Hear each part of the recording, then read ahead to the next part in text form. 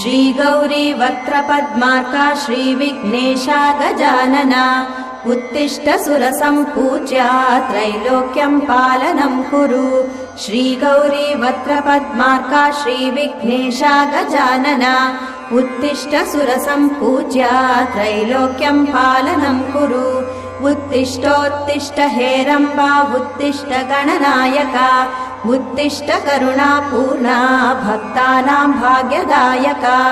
उत्तिष्ठोत्तिष्ठ हेरम्बा उत्तिष्ठ गणनायका उत्तिष्ठ करुणापूर्णा भक्तानां भाग्यदायका।